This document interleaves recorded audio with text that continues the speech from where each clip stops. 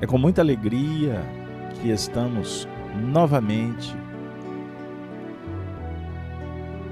nesse espaço bendito, abraçando a todos os nossos web amigos que nos acompanham através das plataformas do YouTube, do Facebook, do Twitter, através do portal da Rede Amigo Espírita, do site da FEAC Minas, como também os nossos irmãos que estabelecem conosco essa rede do bem, da Rádio Brasil Espírita de Maceió.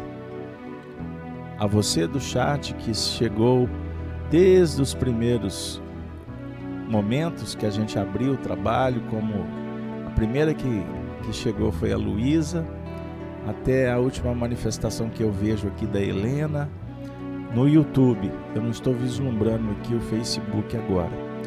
Daqui a pouco a gente faz a conexão com o Face também. Então nós abraçamos a todos vocês.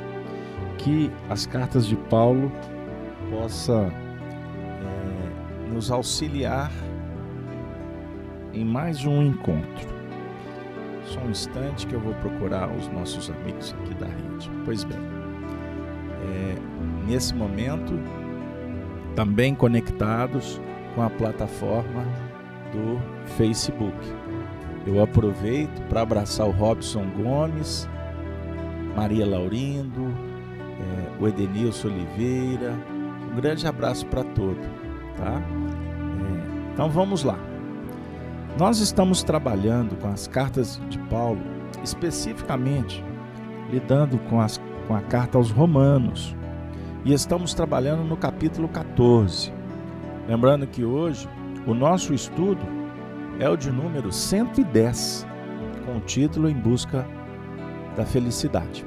Vamos ver se a gente vai conseguir chegar nesse aspecto que, por certo, será muito interessante para a gente.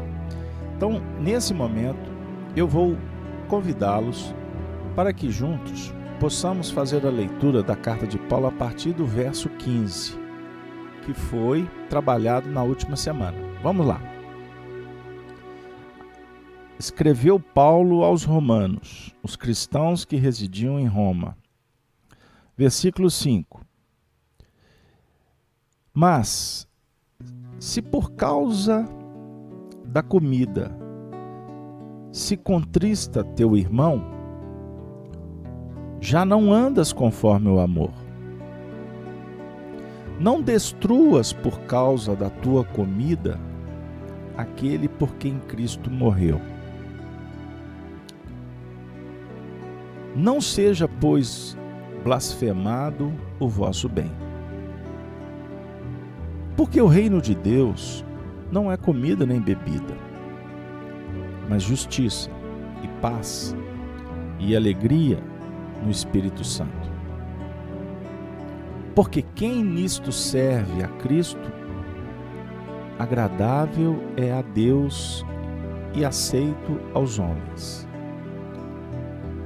Sigamos, pois, as coisas que servem para a paz e para a edificação de uns para com os outros.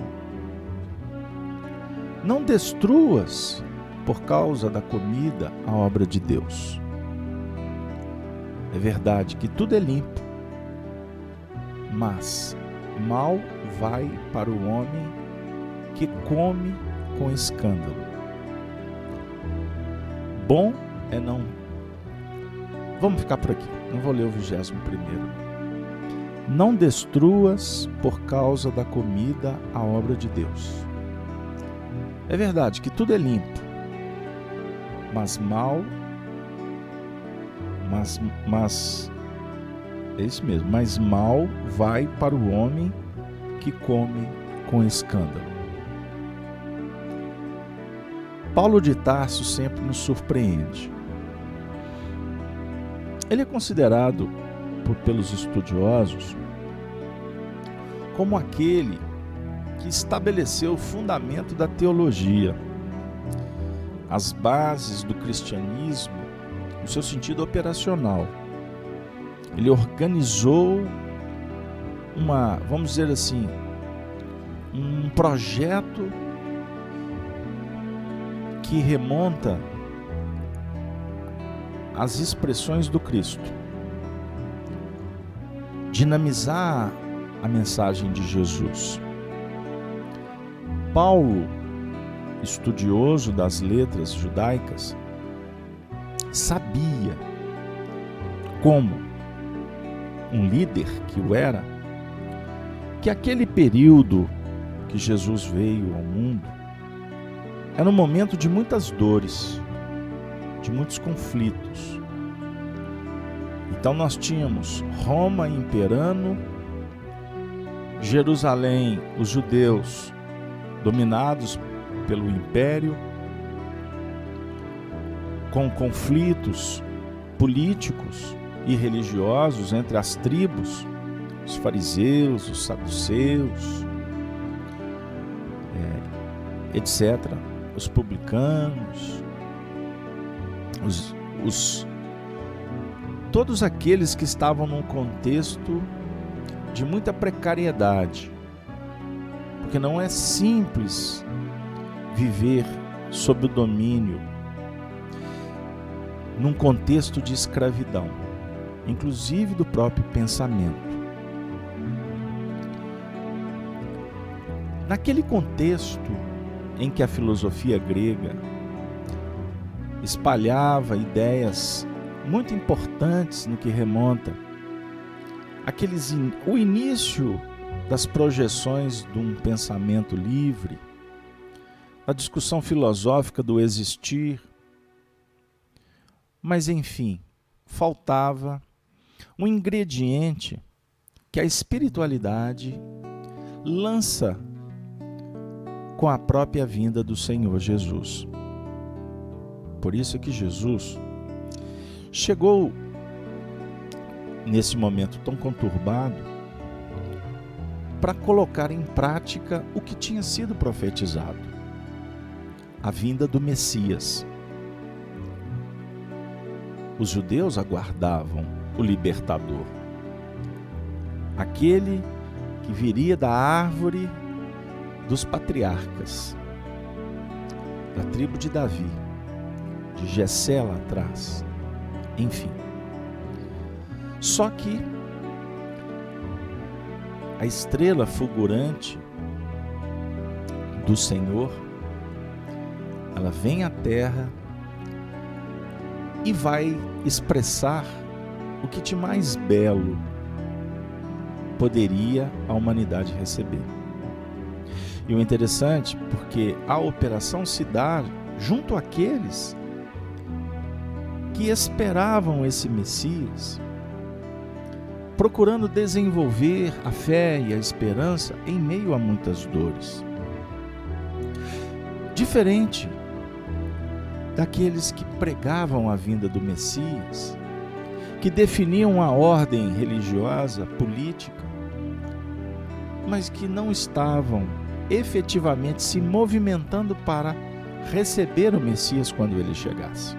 Ou seja, se divulgava intelectualmente, pregava a história, mas a essência, que é mais importante para se receber a luz, ficava de lado, em função dos preconceitos, dos rituais, das práticas que obliteram a nossa alma para o mergulho no campo interior.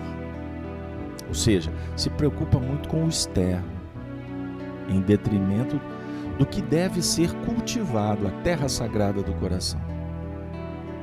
E foi nesse ambiente que Jesus encarna na terra para cumprir a profecia, de uma forma discreta. Escolheu um lago com pescadores, uma comunidade de pessoas singelas, sem cultura, mas espíritos que houvera ele mesmo designado para se tornarem com o tempo instrumentos na divulgação da sua mensagem. E Jesus vem ao mundo e revoluciona. Não no sentido da revolução, como nós aprendemos e divulgamos. Aquela revolução com sangue, com guerras, com clamores externos, com envolvimento, com multiplicação de exércitos, de grupos, articulações, política. Não. A palavra revolução aqui tem muito mais a ver com a física, que é, na verdade, reposicionar um astro no périplo ou no campo em que ele se movimentava anteriormente. Então é revolver, é ressignificar, é reposicionar a humanidade para que ela pudesse gravitar em torno da unidade divina, como ensina Paulo de Tarso no livro dos Espíritos, na questão 1009. Porque Moisés trouxe a primeira revelação e os homens esqueceram e mataram os profetas que, ao longo dos séculos, vieram ao mundo para alertar o homem quanto à importância das bases. Então Jesus vem ao mundo para nos fazer relembrar Moisés. Por isso ele disse: eu não vim destruir a lei, mas dar cumprimento à lei, viver a lei. Os vossos pais comeram no maná do deserto e morreram. Eu, porém, tenho um alimento que é para a vida eterna, o pão da vida. E ele se autoproclama o pão da vida, a doutrina da verdade, a chave imprescindível para compreender. Então Jesus trouxe uma proposta que revolucionou o seu tempo e continua convidando a todos nós para um reposicionamento diante das bases. Então Jesus não veio trazer nenhuma religião. Na verdade, todos aqueles que ao longo dos milênios, desde os movimentos da Atlântida, da Lemúria, até a expansão para a Índia, para a região do Mediterrâneo, para a Europa, posteriormente, ou anteriormente para a América, antes da Atlântida, o continente submergir, a mensagem foi espalhada. Mas era necessário que a gente pudesse relembrar e, acima de tudo, nos reposicionar na ressignificação naqueles tempos. Então Jesus vem ao mundo como o Messias que foi prenunciado desde a antiguidade, e naquele momento de muita dor ele era aguardado pela própria força das circunstâncias. Muita dor, muito sofrimento. Ele vem, lança a semente e depois ele entrega para os cristãos, os discípulos, a tarefa de divulgar os seus feitos, os seus ensinos. E é muito importante relembrarmos que Paulo de Tarso se tornou um apóstolo que fez um trabalho singular. Porque foi Paulo que levou a mensagem de uma forma efetiva, metódica, racional em alguns instantes. Ele usou Roma, ou as estradas do Império, que foram pavimentadas com muito sacrifício, para que a mensagem do Evangelho se espalhasse. Então, Paulo foi teólogo, Paulo foi líder, Paulo foi um educador, Paulo foi um grande psicólogo, e Paulo foi um lidador de sol a sol. No dizer do Espírito Emmanuel, numa mensagem que está inserida no livro Amor e Sabedoria de Emmanuel, que eu tive a honra de replicar no meu livro, Chico, Diálogos e Recordações, para quem não conhece, uma obra que eu tive a oportunidade de fazer, de escrever, a partir das memórias de Arnaldo Rocha, que foi um grande amigo de Chico Xavier, que por sinal Arnaldo Rocha, com a sua memória, através deste livro, trouxe uma grande novidade para o movimento espírita. Conhecer um pouco mais da trajetória de Chico, Emmanuel e tantos espíritos que nos trouxeram tantos exemplos importantes, com uma visão muito mais realista, muito mais próxima do que a gente acaba fomentando sem intenções diferentes, sem más intenções. Por quê? Como nós fizemos com o cristianismo, como nós fizemos com o judaísmo, a nossa tendência é fazer dos líderes agentes que se transformam em poderosos no campo místico, no misticismo, na espiritualidade, ou fazer deles mitos, pessoas extraordinárias que nós na Terra fomentamos escolas para admirá-los e segui-los, obedecendo, criando dependências. Paulo de Tarso, na afirmativa do Espírito Emmanuel, observemos, foi um agricultor do coração do homem, um grande trabalhador do Senhor.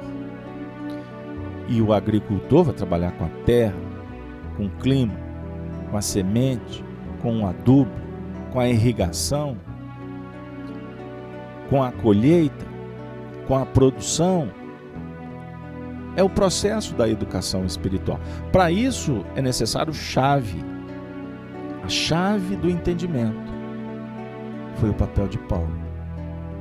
Ele auxiliou as comunidades que se organizavam, porque era necessário que a mensagem fosse espalhada, mas que ela fomentasse o quê?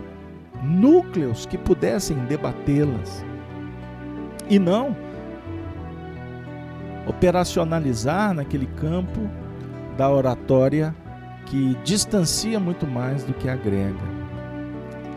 Afirmam os espíritos, principalmente a obra de Emmanuel em vários romances, que aquele período em que Paulo lançava as cartas que eram ditadas pelo próprio Cristo para ele, inspiradas no processo mediúnico, com a contribuição direta de uma outra entidade espiritual que tinha sido também um cristão, Estevão. Então Paulo lança estas cartas para fomentar a organização cristã, onde os núcleos tinham a oportunidade, e uma grande maioria deles internalizaram a mensagem do Evangelho com tanta propriedade que as reuniões eram irrigadas de espiritualidade, fenômenos maravilhosos, vozes diretas. O processo da piriografia, da pneumatofonia, da psicografia, da psicofonia, ou seja, movimentos, atuação mediúnica, coordenada pelas falanges que operavam em nome de Jesus, para fomentar, para, de uma certa forma, materializar alguns aspectos nesse processo fenomênico, para mostrar para as pessoas o quanto é importante compreender a vida futura. Jesus que retorna do túmulo. Porque esta verdade é o grande diferencial de qualquer processo de educação. Por isso que a educação com o Evangelho, ela tem um poder, uma eficiência bem diferente de uma educação que é puramente humana, que atende às questões transitórias e que em alguns momentos fomenta muito mais o verniz, o ajuste social, diferentemente da educação espiritual, que caracterizada é pela fomentação de hábitos, de caracteres, para criar, para desenvolver as virtudes, que são aqueles bens que a gente leva para a eternidade. E é necessário no processo da educação a repetição. Por isso a reencarnação, a multiplicidade de vidas, de convívios, alteração de posições, hoje, vamos dizer assim, com mais responsabilidade no comando, amanhã na subalternidade, com recursos ou sem eles, com saúde, sem ela, com apoio ou sendo agredido, com indiferença ou com a amizade. Todos esses movimentos caracterizam, portanto, estágios evolutivos que todos nós necessitamos para encontrarmos, para elegermos uma vida melhor. A busca da felicidade, ela perpassa pela fé, pelo ideal, pelo trabalho, pela repetição e pelo recomeço. Ciclos amplos, ciclos menores. E isso aconteceu em toda a história da humanidade. Nós remontamos a um passado de 28 mil anos atrás, por exemplo. Damos um salto para 2.000 anos atrás com Jesus, para a gente caminhar, por exemplo, para o século XIX, para que a gente se depare com o Espiritismo. E hoje, em pleno século XXI, exatamente no dia 13 de fevereiro de 2019, a data de hoje, nós estamos aqui relembrando história, mas ao mesmo tempo analisando o presente e vislumbrando o futuro. Então, esse versículo 20, ele tem tudo a ver com o que a gente está colocando. Não destruas por causa da comida a obra de Deus. Por causa de qual comida? O que nos alimenta? Eu posso dizer que é o ideal? Que acalentamos? Há pouco tempo eu me referi a Jesus como o pão da vida. É um alimento que vai te dar sustentação para todos os empreendimentos que você necessita.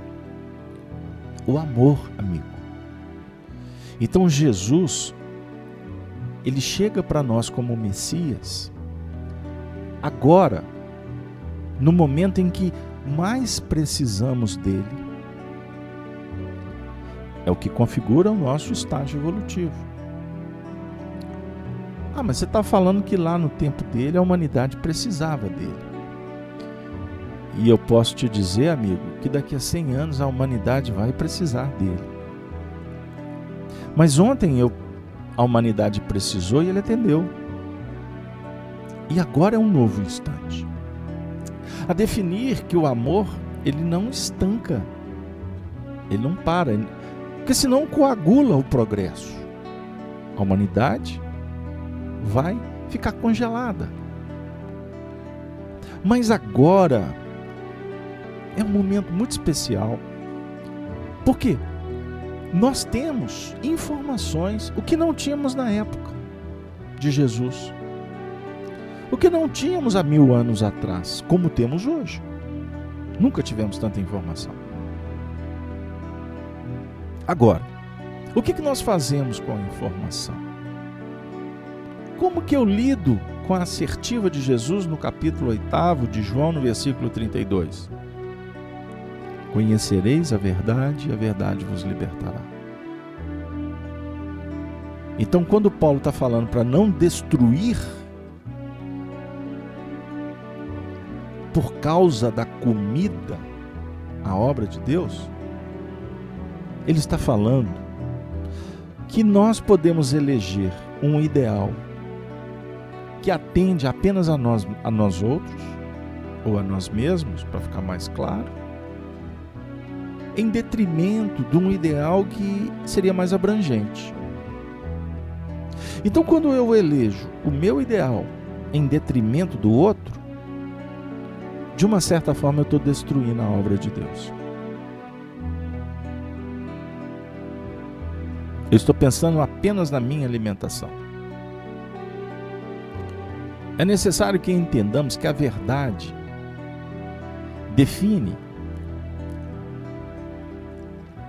que há uma ordem no universo. A natureza é limpa. A natureza se organiza e se gerencia. Ela se autodefine. Ela se autossustenta. A natureza é progresso constante. Aonde surge o mal? É quando há o escândalo. E o que significa escândalo no Evangelho? Escandalizar? Não, essa palavra, o escândalo, aconteceu um escândalo. Não. Isso é uma interpretação atual, é uma significação ajustada aos nossos tempos. Mas naquele período, está dizendo o seguinte, que o escândalo é o desvio da rota. Escandalizar é fugir dos princípios norteadores. E quais são os princípios norteadores que nos interessam hoje com o Espiritismo? É a regra da religião, da comunidade, da Constituição? Vamos ampliar. Nós estamos aqui agora falando do Espiritismo, que é o cristianismo redivivo, que tem como base fundamental da doutrina a autonomia moral. Observem bem, esta conversa revoluciona o pensamento e nos chama para entender melhor o Espiritismo. Jesus disse: conhecereis a verdade e a verdade vos fará livres. Ele está querendo dizer para nós o seguinte, que nós somos livres, a gente só não sabe que o é. Nós temos noções do que vem a ser liberdade. Eu queria viajar de avião, eu queria me sentir lá no alto, vendo tudo com mais abrangência. Você pode, basta você ter um valor monetário para comprar uma passagem. Antes o homem falava assim: quem dera se o homem pudesse voar como os pássaros. Aí a grande maioria falava assim: então vamos cuidar de pôr os pés no chão, porque ficar olhando para o alto nós podemos cair. Não tinha informação, agora tem. E a informação que nos visita agora é o seguinte: que você não só pode voar dentro do nosso contexto planetário, como você também pode viajar no cosmos. Você pode sair do campo magnético da Terra. Você pode sair da estratosfera e entrar em relação com outros planetas, outros sistemas. Só que nós temos a informação, mas não temos energia suficiente para, por exemplo, mudar para Marte ou para a Lua. Vou falar dos satélites, não precisa de você ir muito mais longe. Nós não temos energia para isso. Porque para demandar energia para que a gente vá para a Lua e habitar, é necessário muitos recursos. Então, a energia é conhecida, mas nós não temos no sentido de que para ir para a Lua é necessário quantos milhões, bilhões de dólares. Talvez se podemos encontrar 1, 2, 5 humanos que tenham esse recurso. Diante de 7 bilhões, então eu posso dizer que nós não temos energia. Mas já temos a informação. O que acontece? Com o passar do tempo, haverá um entendimento, um conhecimento que vai favorecer para que o homem viaje com suas naves pelo cosmos. É um grande ganho. Mas por enquanto eu não vou gastar o meu tempo imaginando como será, porque há pesquisadores, há instituições, há investimento pesado no campo científico para se desenvolver essas questões. Para nós ficar discutindo esse assunto, nós vamos deixar de falar do que é o mais importante e o que vem a ser a base moral, o conhecimento possível na Terra, para que a gente se faça homens de bem. Porque a espiritualidade que coordena o que a gente não vê aqui na Terra, ela só vai permitir que o homem encontre esta energia, esse recurso, quando formos dotados de uma capacidade de entendimento mais amplo do que vem a ser a natureza. E para isso, não basta o conhecimento intelectual, é necessário o desenvolvimento moral, para que a gente não faça bobagem. Porque se a humanidade desenvolveu o avião, quantos usam o avião para atirar bombas? Imaginem foguetes. Como será? Uma guerra? Jornada nas estrelas? Nós vamos começar a participar da reunião da Confederação com os Klingons. Quem assistia aí Jornada nas Estrelas vai se lembrar, né? Aí tem os agentes do bem e os agentes do mal no universo. Bora lá. Os autores, os diretores destes filmes, na verdade refletiam no universo a categoria evolutiva da Terra. Então a gente escreve, a gente fala de acordo com a nossa realidade. Agora, não necessariamente no mundo sideral existe guerras entre os mundos. Não necessariamente. Só que entrar nesse mérito é discutir sexo dos anjos. Então, enquanto isso, que o homem não pode, a sociedade não pode habitar outros mundos e se relacionar com eles por alguma razão que escapa, porque a nossa vã filosofia, porque isso tem a ver com o gerenciamento terráqueo e cósmico. Enquanto isso, o que nós devemos fazer? Buscar a felicidade. E a felicidade, para ser atingida, ela precisa do desenvolvimento intelecto-moral. Porque na Terra não somos felizes. É utopia pensar na felicidade. E como vocês sabem, que acompanham os nossos estudos, eu costumo repetir: felicidade não existe, o que existe na vida são momentos felizes.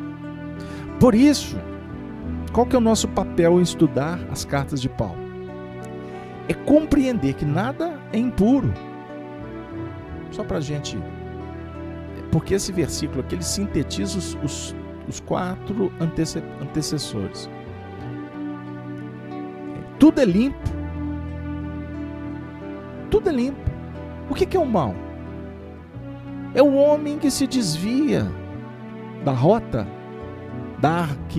que define então esse périplo, não é? Essa jornada elíptica, espiraloide, e que nos leva à desarmonia. E quando há desarmonia, o mal surge. E o mal tem que ser tratado. O mal, ou a treva, precisa de luz. Agora, é importante entender que a vibração da treva não quer a luz. Eu queria devagar. A treva não quer a luz. Eu afirmei que as faixas inferiores precisam da luz, mas não sabem, não percebem, não têm conhecimento para isso. Hoje, eu conversava com uma pessoa muito querida num consultório. Aí, eu recebi umas informações. Aí eu virei para ela e falei assim: puxa vida, que vergonha. Ela falou: por quê? Poxa, eu ia tomar uma atitude completamente diferente da prescrita. Aí, essa pessoa deu um sorriso muito bonito e disse assim: por quê? Aí eu respondi para ela: por uma razão muito simples. Anota aí, eu brinquei com ela, ponha na sua agenda uma frase que eu vou dizer. E que essa frase, você não apague essa frase. E agora eu vou brincar, viu, Regina? Vou brincar com a Regina, vou brincar com a Luísa, com a Helena, vou falar aqui agora com a Vanessa, com a Kelly. Vamos bater papo aqui. Quem mais aqui no chat? Eu estou vendo rapidinho. A Carla Rezende, a Caminda Patrício, a Miriam Lourenço, quem mais? É tanta gente. José Roberto, Alice, Eustáquia Duque. Um grande abraço, Eustáquia. O José Divino. Opa! José Divino, a Alice, a Núzia, a galera toda aqui do YouTube. Eu venho rapidinho aqui para abraçar os meus amigos do Facebook. Um beijo no coração. Agora a Darcy acabou de entrar. Boa noite, viu, Darcy? Então vamos voltar. E eu queria convidar os amigos para anotar uma frase que eu falei para essa amiga hoje. O que mais mata no mundo, você sabe o que é? Em Geraldo Antônio. Vou brincar com a Anitta. Vocês sabem, gente, o que mais mata no mundo? Quem quer arriscar? Escreva no chat para mim. Eu vou fazer questão de ler, né? Helena, o que mais mata no mundo? Enquanto vocês respondem, eu vou ler aqui o Léo. Leonardo Rocha está dizendo: estou forçado, entre aspas, a florescer no meio da treva. Acho que isso é para trabalhar minha humildade, a minha fé em Deus e na espiritualidade. O Leonardo está inspirado. Mas eu queria que vocês respondessem: o que mais mata no mundo? A Marli está respondendo: egoísmo. Vamos ver quem vai colocar aqui. Vamos participar. O que mais mata no mundo? Zé Geder. Isso aí, Rodrigues. Um grande abraço, viu? Você que está no Face. Vamos voltar para o YouTube. A Regina está falando o egoísmo. A Carla está falando solidão. Puxa vida. Vamos lá. Quem mais? O que mais mata no mundo? Mais ninguém? Depressão, o Paulo falou. Suicídio, o André Borges. Carência, a Nuz, egoísmo.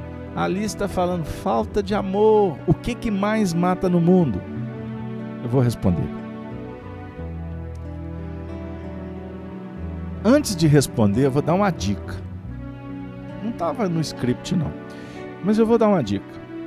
Eu não queria não, como diz o professor Raimundo, eu não queria, mas eu vou lhe ajudar. Capítulo 1 do Evangelho segundo o Espiritismo, não vim destruir a lei, no tópico 5, está escrito assim: o Espiritismo é a ciência nova que vem revelar aos homens, por meio de provas irrecusáveis, a existência e a natureza do mundo espiritual e as suas relações com o mundo corpóreo. Ele nos mostra, não mais como coisa sobrenatural, porém, ao contrário, como uma das forças vivas e sem cessar atuantes da natureza, como a fonte de uma imensidade de fenômenos até hoje incompreendidos e, por isso, relegados para o domínio do fantástico e do maravilhoso. É a estas relações que o Cristo alude em muitas circunstâncias, e daí vem que muito do que ele disse permaneceu inteligível ou falsamente interpretado. O Espiritismo é a chave, com o auxílio da qual tudo se explica de modo fácil. O Espiritismo, olha que interessante, o Espiritismo não vai dizer nada ao contrário do que o Cristo disse, mas o Espiritismo desenvolve, completa e explica em termos claros e para toda a gente o que Jesus disse apenas sob forma alegórica. Vem cumprir nos tempos preditos o que o Cristo anunciou e preparar a realização das coisas futuras. Ele é, pois, o Espiritismo, obra do Cristo, que preside, conforme igualmente o anunciou, a regeneração que se opera e prepara o reino de Deus na terra. Por que você leu isso, esse texto tão importante do Evangelho segundo o Espiritismo, fazendo antes uma pergunta: o que mais mata no mundo? Aí o pessoal respondeu: depressão, falta de fé, né?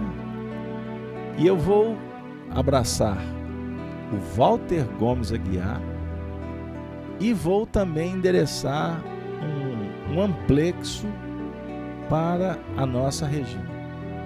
Porque o Walter diz que o que mais mata no mundo é o desconhecimento. E a Regina disse, a ignorância. Portanto, com todo respeito às diversas escolas, religiões e etc., mas nós estamos vivendo um momento em que Jesus, o Messias, que foi prometido, ele volta. Só que esse Messias agora não vem em uma personalidade. O Messias vem através de um corpo doutrinário que se desenvolveu. A proposta mosaica, a mensagem do Evangelho, as cartas de Paulo,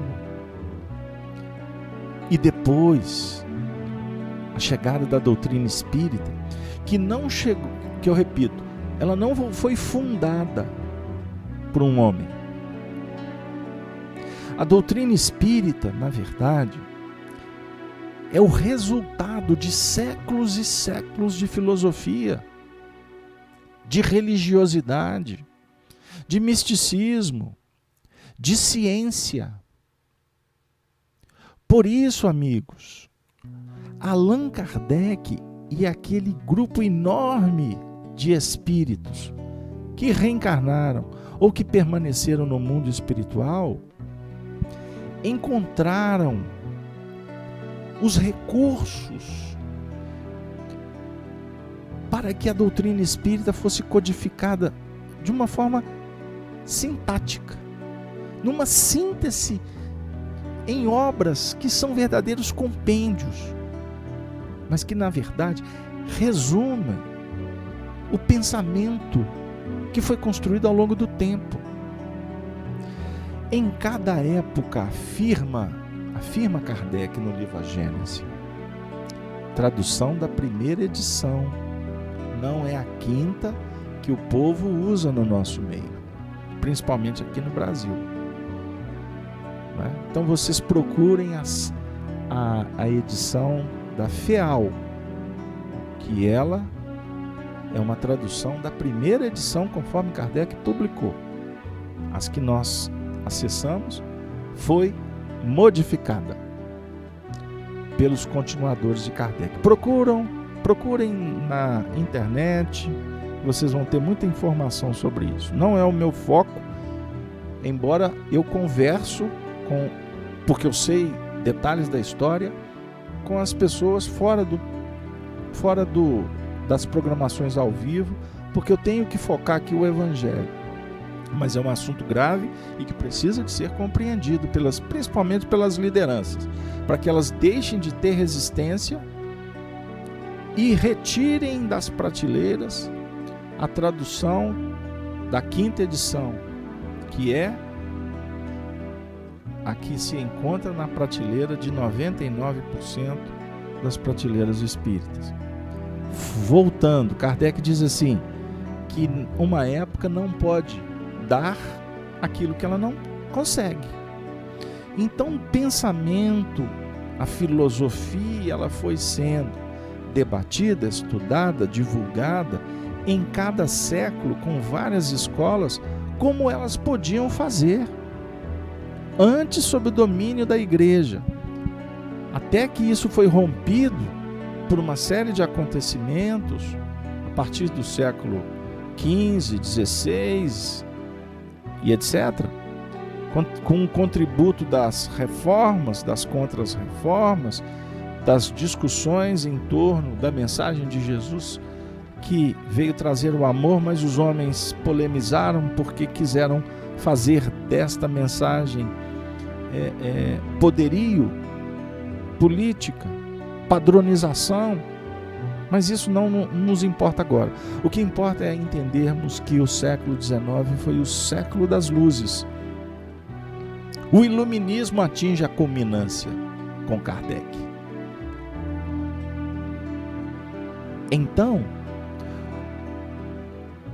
pegando um gancho em tudo que vocês estão colocando no chat, o que mata é a falta de amor, por exemplo.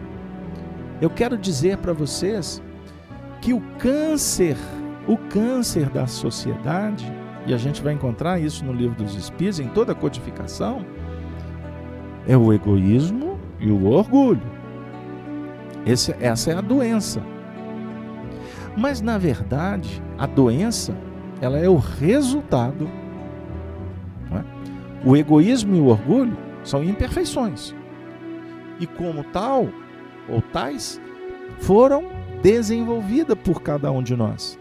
Você, quando foi criado puro. Você não era egoísta. Você se tornou egoísta. Como você ou, para ser até mais exato, você desenvolveu o orgulho. Porque você não é orgulhoso, você não é egoísta. Porque você não pode se limitar, ou não pode, vamos dizer assim, limitar o seu potencial espiritual. Você desenvolveu o egoísmo, desenvolveu o orgulho, ou a vaidade, ou outras imperfeições, como você também desenvolveu virtudes. Todas elas estão em germe. Algumas um pouco mais, outras menos desenvolvidas. Isso é tão interessante a gente pensar, Por quê? A causa é que fomenta a imperfeição ou a virtude. E a causa, ela é trabalhada no seu campo mental. Por isso é que eu solto essa frase de impacto, mas com o desejo de explicar. Porque se na causa do movimento, do princípio que está iniciando, você desconhece as consequências, se você não sabe o território que você está pisando, se você não sabe o poder dos recursos que está em suas mãos, é óbvio que a tendência é você não saber utilizá-los, ou usar e dizer assim, nossa, foi até por sorte, mas eu não sabia. Imagine quantas vezes nos decepcionamos, aí a gente diz assim, poxa, eu não sabia. Com isso, amigo, eu falei hoje para essa amiga, o que mais mata no mundo é a ignorância, é o desconhecimento. Por isso que o próprio Paulo de Tarso fala para nós nas cartas anteriores aos Romanos. Quando eu não sei, o que eu faço é leio. Agora, quando eu compreendo o feito, o Paulo afirma, o pecado habita em mim. Eu descubro. É aquele movimento psicológico. Lá no Éden, como escrito foi por Moisés, quando disse Deus para Adão, comereis de todos os frutos que tem no jardim. Nada obstante, não comereis do fruto da árvore da ciência do bem e do mal. E essa árvore estava no centro do jardim. Olha que extraordinário. Aí ele diz assim, se comerdes, morrereis. O conhecimento, quando você conhece, você descobre, aí naturalmente, aquilo que era treva, ou que era luz, pode se transformar em treva. Por isso é que eu disse que a treva precisa da luz. Mas a treva não quer a luz, porque ela não conhece a luz, ela desconhece, ela está na zona de conforto dela. E quando o indivíduo identifica um ambiente trevoso, ele precisa de trabalhar com Jesus para iluminar o coração, verificando que quem está ali tem que ser tratado, cuidado, abençoado. E não esfaqueado pela verdade. Dureza de coração na franqueza. Não é assim que funciona.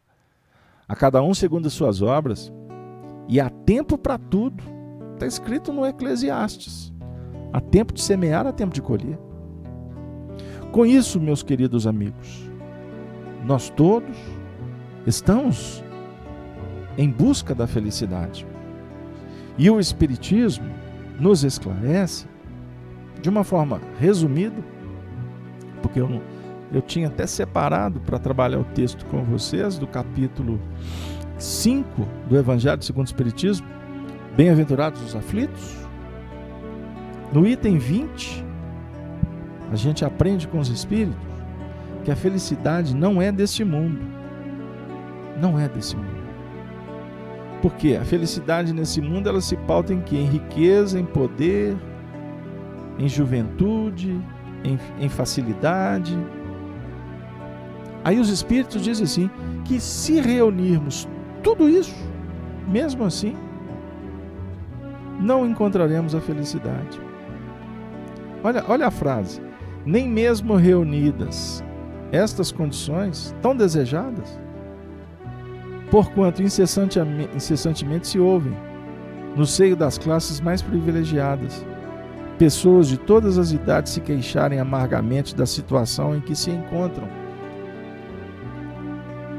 Diante de tal fato, é incontestável que as classes laboriosas e militantes invejem com tanta ânsia a posição das que parecem favorecidas da fortuna. E aí vai. Mas o importante é o seguinte, que os Espíritos definem que eles fazem uma pergunta para a gente. Aliás, eles dizem assim, em tese geral pode afirmar-se que a felicidade é uma utopia, a cuja conquista as gerações se lançam sucessivamente sem jamais lograrem alcançá-la. Se o homem ajuizado é uma raridade nesse mundo, o homem absolutamente feliz jamais foi encontrado. Em que consiste a felicidade na Terra? É coisa tão efêmera para aquele que não tem a guiá-lo à ponderação, que por um ano, um mês, uma semana de satisfação completa, todo o resto da existência é uma série de amarguras e decepções. E notai, meus caros filhos, que fato dos venturosos da terra, que fala dos venturosos da terra, dos que são invejados pela multidão, a definir o quê? Que a morada terrena são peculiares as provas e expiação. Forçoso é se admita que algures moradas há mais favorecidas, onde o espírito, conquanto aprisionado ainda numa carne material, possui em toda a plenitude os gozos inerentes à vida humana. Tal a razão porque Deus semeou no vosso turbilhão esses belos planetas superiores, para os quais os vossos esforços e as vossas tendências vos farão gravitar. Um dia, quando vos achardes suficientemente purificados e aperfeiçoados. Por enquanto não dá não, viu gente? Não dá para gravitar lá não, porque não estamos purificados, nem aperfeiçoados. Todavia, não deduzais das minhas palavras que a terra esteja destinada para sempre a ser uma penitenciária. Opa! Falaram que a terra é uma penitenciária. Não, certamente não será eternamente penitenciária. Dos progressos já realizados, podeis facilmente deduzir os progressos futuros e dos melhoramentos sociais conseguidos, novos e mais fecundos melhoramentos. Essa a tarefa imensa, cuja execução cabe à nova doutrina que os Espíritos vos revelaram.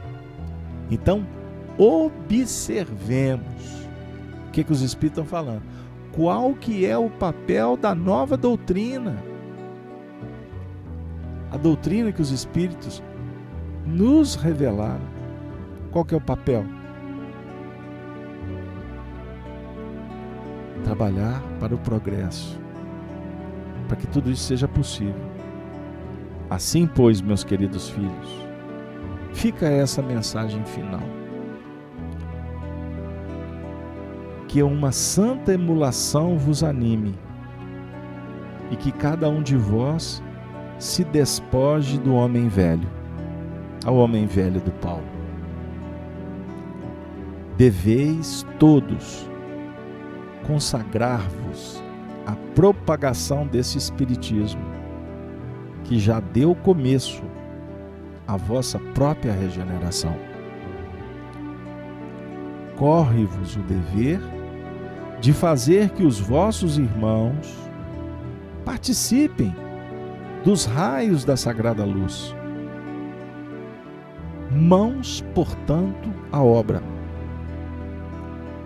Meus muito queridos filhos, que nesta reunião solene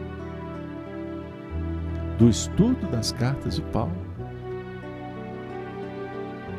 todos os vossos corações aspirem a esse grandioso objetivo de preparar para as gerações porvindouras um mundo onde já não seja vã a palavra felicidade.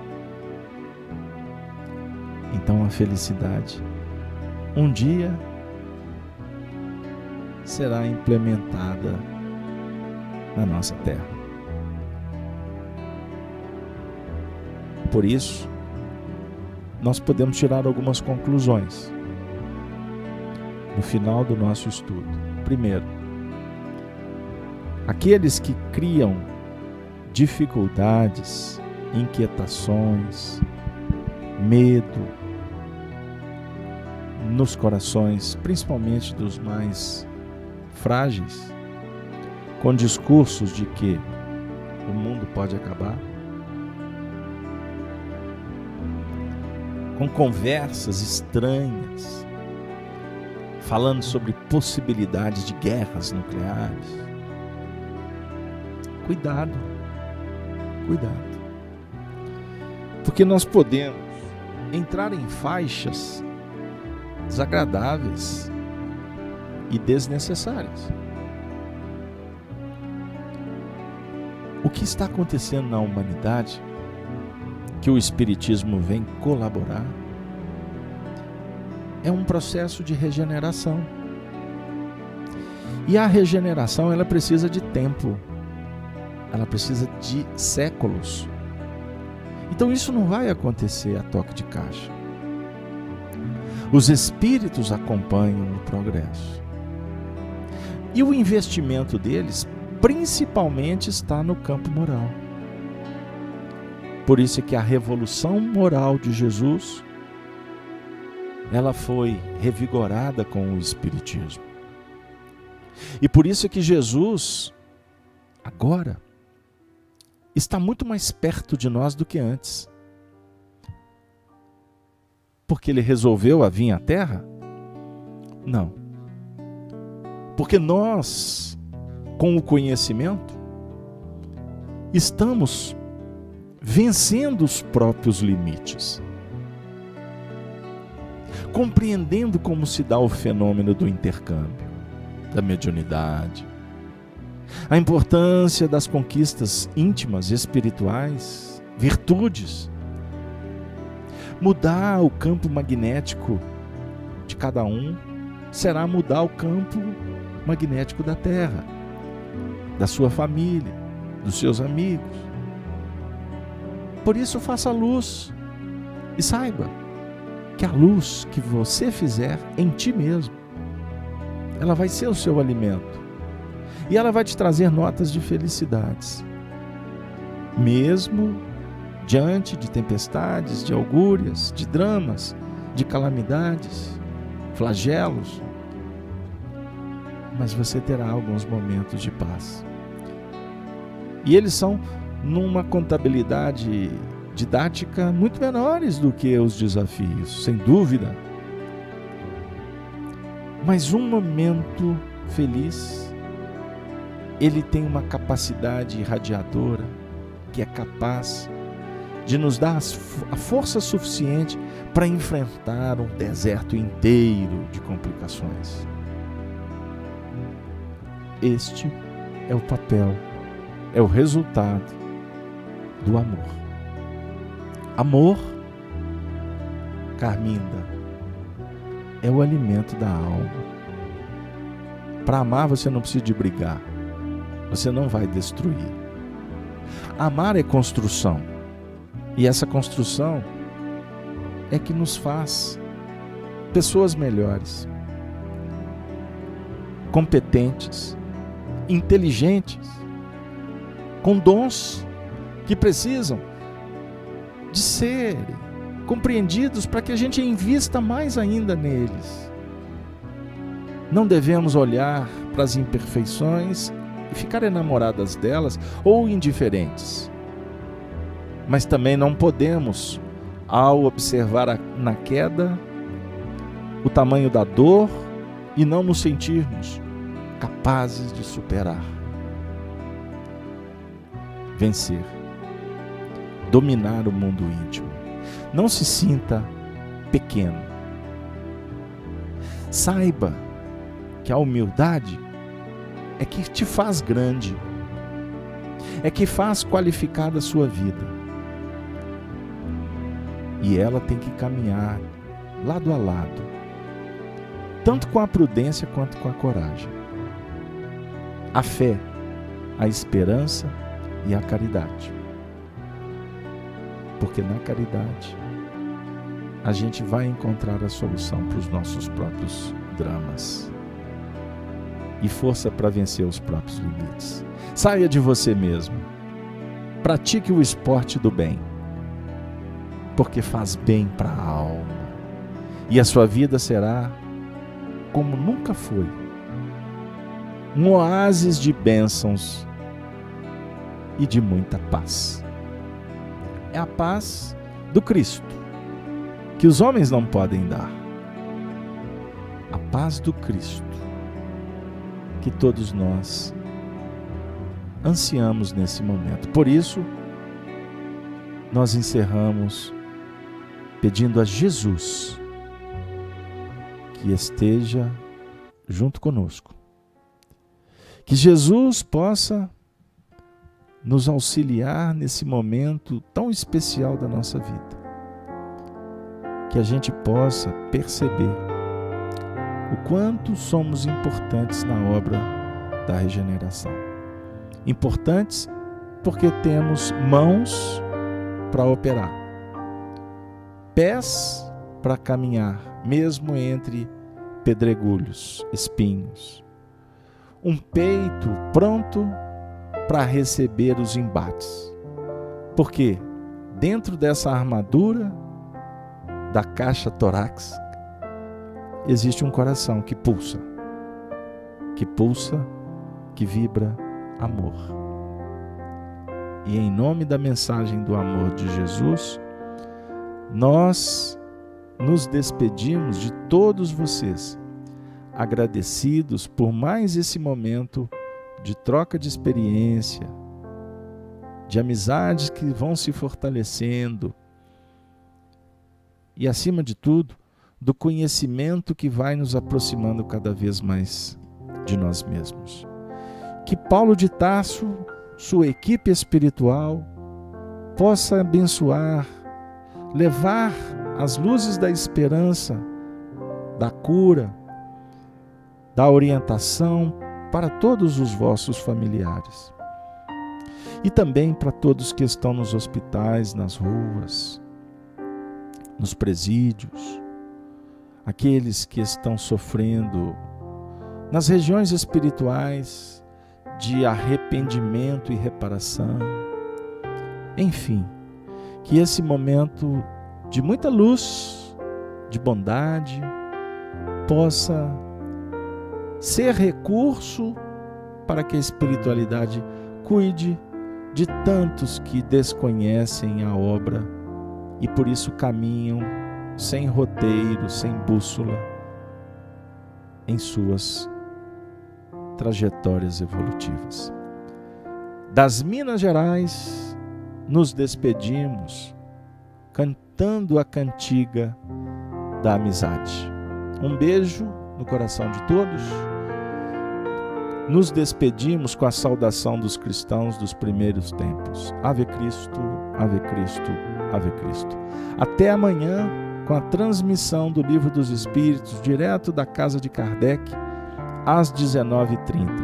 Espero você em mais um momento em que a gente vai, numa linguagem atual, dizer hashtag siga o mestre, siga Jesus, hashtag fala Kardec, ensina Kardec, nos ajude Kardec.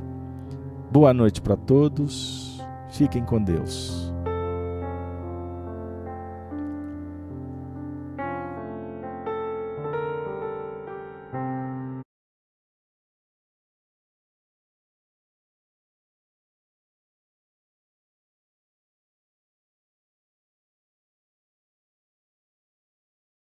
Rede Amigo Espírita.